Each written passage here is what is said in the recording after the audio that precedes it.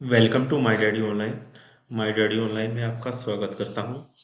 आज मैं आपके लिए एक इन्वेंट्री मैनेजमेंट सॉफ्टवेयर का डेमो लेके आया हूं।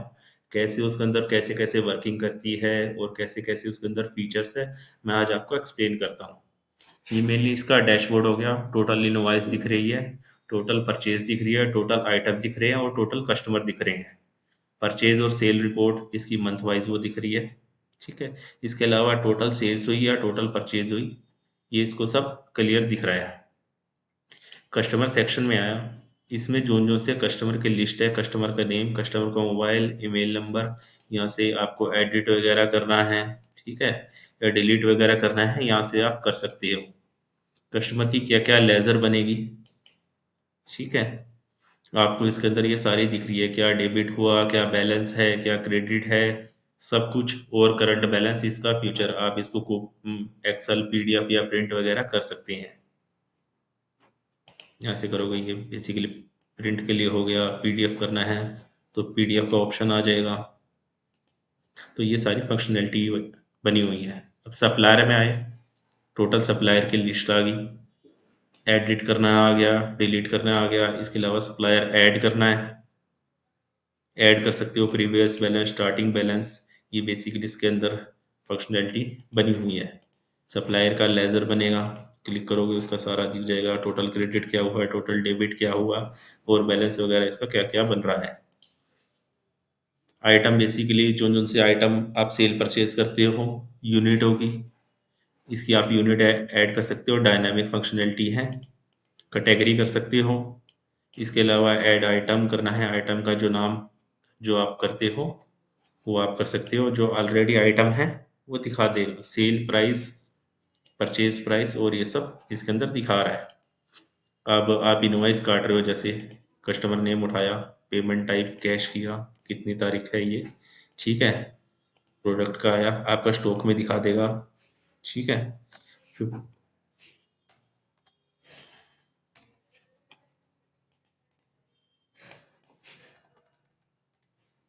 स्टॉक से ज़्यादा होते ही वो आउट ऑफ स्टॉक दिखाने लग गया था, वो आप नहीं कर सकते। अब सबमिट किया, invoice created successfully, invoice list आ गई, ठीक है। ये पेड है, पेंडिंग है, पेंडिंग दिखा रहा था अभी, पेड जीरो वो। परचेज में गया, नई परचेज सप्लाई सेलेक्ट किया, कितनी तारीख को परचेज, इसका चालान नंबर क्या है या कुछ इसकी डिटेल्स, बैंक की पेमेंट हो रही है या ड्यू पेमेंट है, ठीक है। आइटम का नेम जो आप बाय कर रहे हो, ठीक है,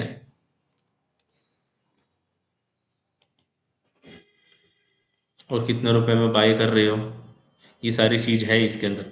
ऑलरेडी परचेज लिस्ट जो जो सी आपने बाय कर रखी है वो भी इसके अंदर वो दिखा रहा है। आप किसी कस्टमर को सेल करते हो और उसका कुछ रिटर्न आता है, इनवॉइस नंबर डालोगे, जैसे मैंने एक इनवॉइस नंबर डाल दिया, ठीक है। इसके अगेंस्ट रिटर्न की क्वांटिटी आ रही है, तो रिटर्न की क्वांटिटी भी आप ऐड कर सकते हो। रिटर्न की लिस्ट कौन कौन सी रिटर्न आई, ठीक है, ये कस्टमर रिटर्न है, ये सप्लायर से रिटर्न आया, ये सप्लायर की रिटर्न लिस्ट आई। इसी तरह के ये भी वर्क कर रखी है, आपको सप्लायर का वो पीओ नंबर डालना पड़ेगा।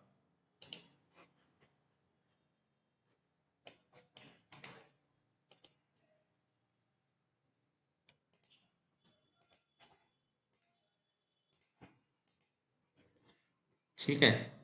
तो आपको दिक्कत आ रही है, रिटर्न क्वांटिटी आप कर रहे हो, तो आप यहाँ रिटर्न कर सकते हो, ठीक है। Invoice credited successfully. Reports, purchase की रिपोर्ट आ गई आपकी, सेल्स की रिपोर्ट आ गई, कैश की रिपोर्ट आ गई, बैंक की रिपोर्ट आ गई। ये सारे रिपोर्ट्स वगैरह है बेसिकली। इसके अलावा आपकी स्टॉक की रिपोर्ट, सप्लायर वाइज रिपोर्ट और प्रोडक्ट वाइज रिपोर्ट। बैंक में आप अलग अलग आप बैंक के अकाउंट डाल सकते हो, जैसे आप मल्टीपल अकाउंट से पेमेंट कर सकते हो, ठीक है। ये उसको मैनेजमेंट के लिए है, उसकी लेजर बनेगी। ये बैंक की लेजर बन रही है, आप सिलेक्ट बैंक करके उसकी फिल्टर वगैरह करके उसकी लेजर वगैरह चेक कर सकते हो। बैंक की एडजस्टमेंट, किसी में एडजस्टमेंट करनी हो, डेबिट क्रेडिट, और वो अपनी डिटेल, किस चीज़ के पैसे आए हो, गए हो, या कुछ मैनुअली खर्च कर रहे हो, या किसी की मैनुअली पेमेंट आई है आप उसको ऐड करना चाहते हो, तो उसके अंदर आप मैनेज कर सकते हो। नेक्स्ट सेक्शन आता है एच आर एम।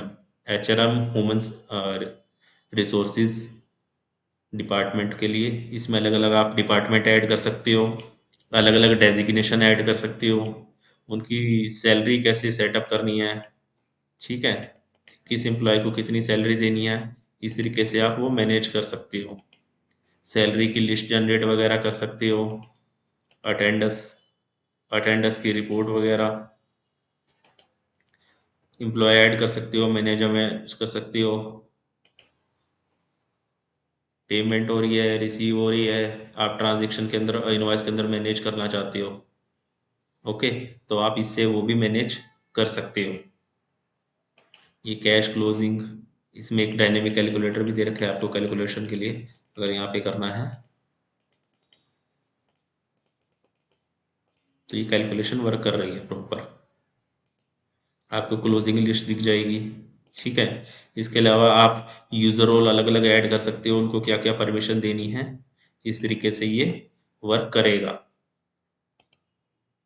इसके अलावा आपका एप्लीकेशन की सेटिंग में आप नाम वगैरह हो चेंज, लोगो वगैरह चेंज यहाँ से कर सकते हो, करेंसी आपने कुछ ऐड करनी है तो करेंसी वगैरह ऐड कर सकते हो।